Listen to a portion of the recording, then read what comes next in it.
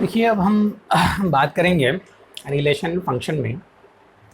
Relation की बात करेंगे। पिछले वीडियो में आपने देखा था कार्टेशियन प्रोडक्ट के बारे में। अब देखिए रिलेशन क्या होता है। अगर मैंने ये कहा कि R is a relation from a set A to B, यानी सेट B, तो R is a relation from A to B, तो व्हाट डज इट मीन? इसका मतलब होता है कि R is a subset of A cross B। तो relation क्या होता है? एक सबसेट होता है A क्रॉस B का।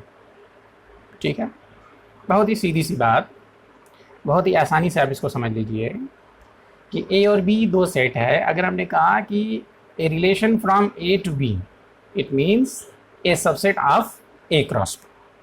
ठीक है, अगर हमने कहा a relation from B to A, it means a subset of B cross A। तो R is a relation from A to B, it means R is a subset of A cross B। ठीक, अब इसे कैसे लिखा जाता है, एक और भी इसका तरीका है। ऐसे colon R such that A to B। ठीक है, तो जो ये लिखा हुआ है वही चीज़ इसे पढ़ते हैं, ये पढ़ते हैं जो यहाँ पे लिखा हुआ है। R such that A to B means R is a relation from A to B. तो R is a relation from A to B, it means R is a subset of A cross B. तो यहाँ पे अगर हमने एक set लिया समझने के लिए कि 1 2 3 ये है, और एक सेट B लिया हमने, यहाँ पे है 2 3 4।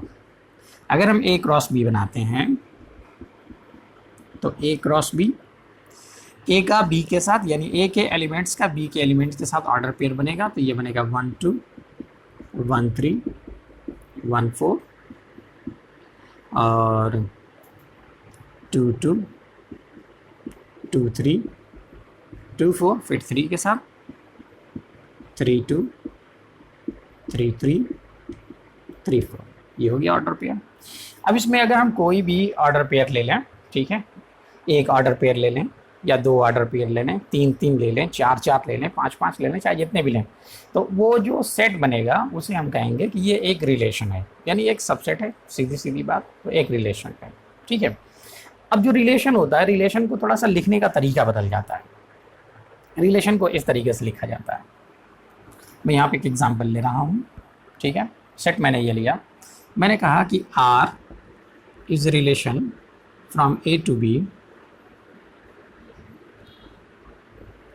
Defined by R। ठीक है, इस R के अंदर क्या होंगे? A क्रॉस B के ऑर्डर पेयर होंगे। हमने कहा कि R के अंदर जो ऑर्डर पेयर है such that A belongs to A, B belongs to B। तो A और B, तो A जो फर्स्ट एलिमेंट है वो A से आएगा, B और सेकेंड एलिमेंट B से आएगा। तो फिर आगे मैंने लिखा कि A plus B is equal to 4। ठीक है, अब ये रिलेशन की सही मीनिंग में आ रहा है। इसका क्या मतलब हुआ? हमें ऑर्डर पेयर चाहिए A क्रॉस B का, लेकिन वो ऑर्डर पेयर चाहिए जो इस कंडीशन को सेटिस्फाई करें, यानी एक रिलेशन क्रिएट करें। ठीक है, तो ये रिलेशन क्या बन रहा है कि ऐसा ऑर्डर पेयर जिसमें फर्स्ट और सेकंड एलिमेंट का जो सम है वो 4 होना चाहिए। तो अब इसमें कौन कौन से ऐसे ऑर्डर पेयर हैं जिसमें फर्स्ट और सेकंड का, देखिए, एक तो ये 1 3 है और एक ये 2 2 है। ठीक है, और कोई ऐसा ऑर्डर पेयर नहीं है। तो यहाँ पे जो हमने ऑर्डर पेयर लिया 1 3 और 2 2, हम इसको ऐसे भी देख सकते हैं कि अगर हम 1 लेते हैं तो 1 का कौन से एलिमेंट के साथ ये रिलेशन बनेगा। ठीक है, यानी फर्स्ट का सेकंड के साथ सम 4 होना चाहिए। तो फर्स्ट हमने ये लिया। अब देखेंगे 1 का 2 के साथ नहीं हो रहा है, 1 का 3 के साथ हाँ हो रहा है, तो 1 और 3 हमने ले लिया। फिर 1 का 4 के साथ नहीं हो रहा है, फिर 2 लेंगे, 2 फर्स्ट एलिमेंट हो गया, बाकी ये सेकंड एलिमेंट हो जाएगा। तो अब ऑर्डर पेयर बनाते जा रहे हैं, ये रिलेशन भी चेक करते जा रहे हैं। तो 2 का 2 के साथ हाँ हो गया, ले लिया हमने। 2 का 3 के साथ नहीं हुआ, 2 का 4 के साथ नहीं हुआ, 3 का 2 के साथ वो भी सम 4 नहीं हुआ, 3 का 3 के साथ और 3 का 4 के साथ नहीं हुआ। तो सिर्फ 2 ऑर्डर पेयर ऐसे हैं जो इस रिलेशन को सेटिस्फाई करेंगे। ठीक, तो अब यहाँ पे इसके अंदर यानी ये जो सेट बना हुआ है इसके अंदर जो ऑर्डर पेयर हैं वो order pair A cross B के हैं। ठीक है, तो जो order pair A cross B के होंगे उनसे जो सेट बनेगा उसे हम रिलेशन कहेंगे A to B। ठीक है, तो ये रिलेशन हो गया। ठीक है, तो रिलेशन जो जनरली लिखा जाएगा वो इस तरीके से लिखा जाएगा, यहाँ पे कोई एक कंडीशन दी जाएगी, वो कंडीशन कुछ भी हो सकती है। ठीक है, अभी और भी हम एग्जांपल देखेंगे, लेकिन इस एग्जांपल से पहले हम यहाँ पे 2 वर्ड्स 2 टर्म्स हम समझ लें। एक होता है डोमेन, ठीक है, डोमेन, और एक होता है रेंज। डोमेन क्या होता है? जैसे जब कोई रिलेशन बनेगा, ठीक है, यानी कि जब कोई सबसेट बनेगा तो उसमें एक और सेट बनेगा domain. Domain are, domain are ऐसे मैंने लिखा, तो इसको हम पढ़ेंगे डोमेन ऑफ आर। तो डोमेन ऑफ आर क्या होगा कि इस आर के अंदर जो ऑर्डर पेयर बनेंगे उस ऑर्डर पेयर के जो फर्स्ट एलिमेंट्स का कलेक्शन होगा वो हो जाएगा डोमेन। ठीक है, तो 1 और ये 2, तो इस रिलेशन का जो डोमेन है वो है 1 2। ठीक है, और रेंज क्या होता है? रेंज हम जरा देख लें,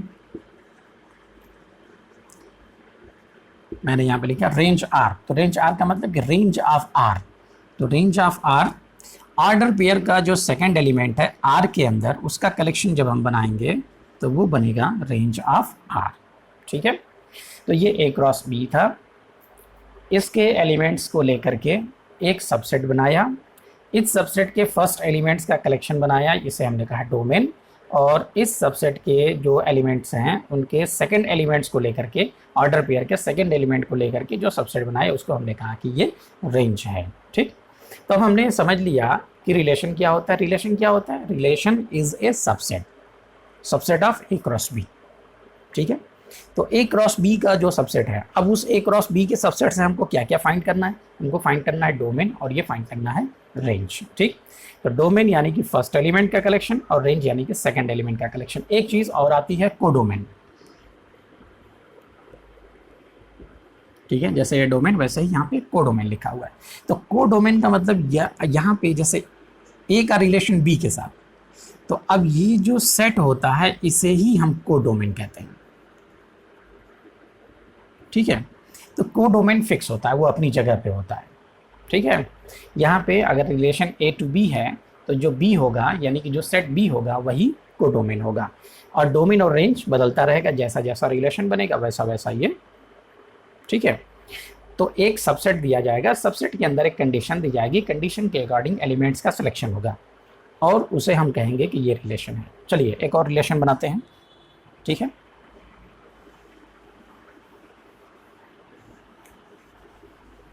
मैंने कहा R is a relation from A to B defined by. अब यहाँ पे मैंने कहा कि A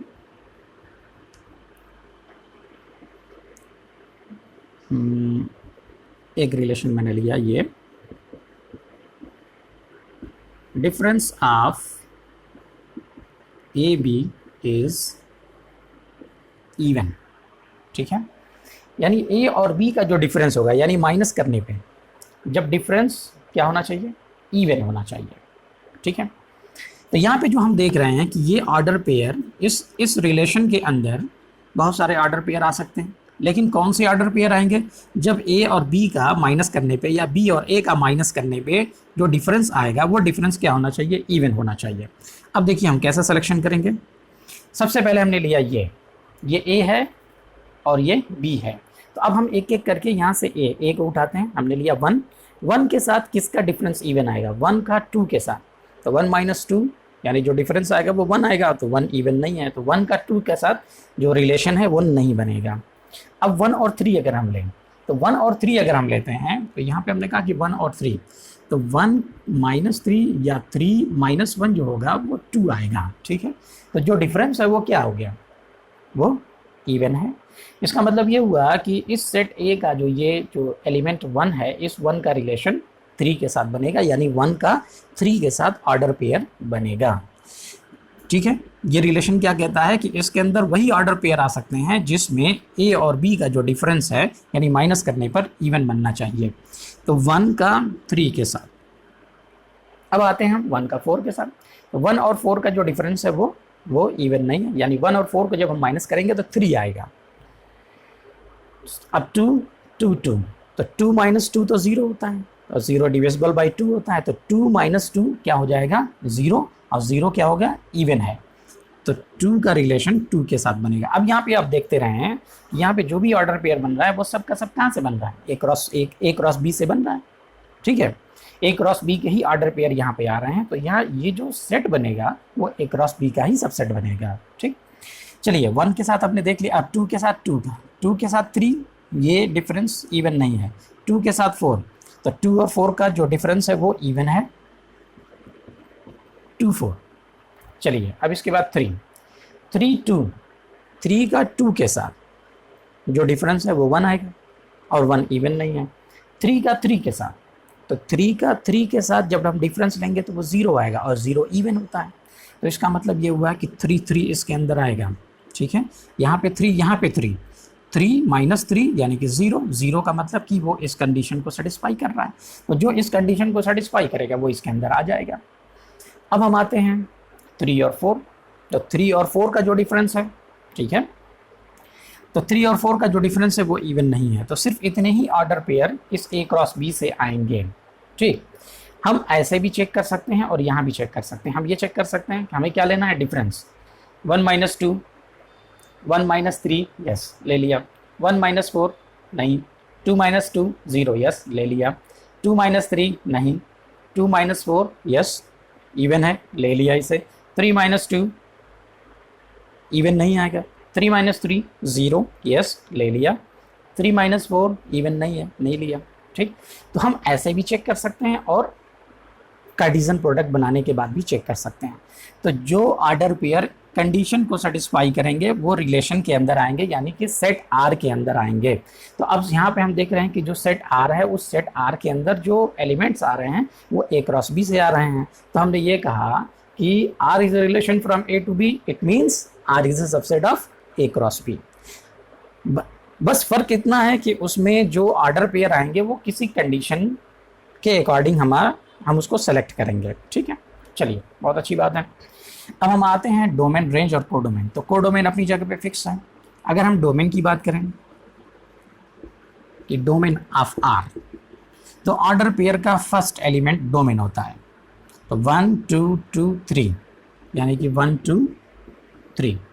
और रेंज की बात करें तो range of R, order pair का जो सेकंड एलिमेंट होता है वो क्या होता है, रेंज होता है। तो 3 2 4 3 यानी कि 2 आएगा, 3 आएगा और 4 आएगा।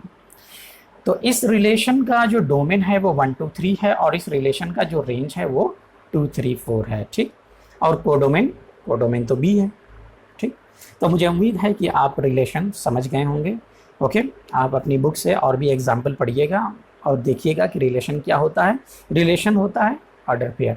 बस उसमें हमको करना क्या होता है कि हम जो ऑर्डर पेयर होता है, यानी कि ऑर्डर पेयर का सिलेक्शन हमें कितना अच्छे से हम कर सकते हैं। या तो हम पूरा कार्टेशियन प्रोडक्ट बनाएं, वहाँ से हम कंडीशन के अकॉर्डिंग ऑर्डर पेयर को चेक करें और रखें, या फिर हम एलिमेंट वाइज लेते जाएं। ठीक है, एलिमेंट टू एलिमेंट हम चेक करते जाएं। ठीक है, तो ये आपके ऊपर है कि आप किस तरीके से चेक करते हैं। ओके, हम क्वेश्चन में देखेंगे। क्वेश्चन जब हम देखेंगे तो हमारा थोड़ा सा कंसेप्ट और भी क्लियर होगा। और मैं अब ये कहूँगा आपसे कि आप बुक के एग्जाम्पल्स पढ़िएगा, ठीक है, और उसे समझने की कोशिश कीजिएगा। हम आगे क्वेश्चन की भी बात करेंगे। ओके, चलिए ठीक है, थैंक यू वेरी मच।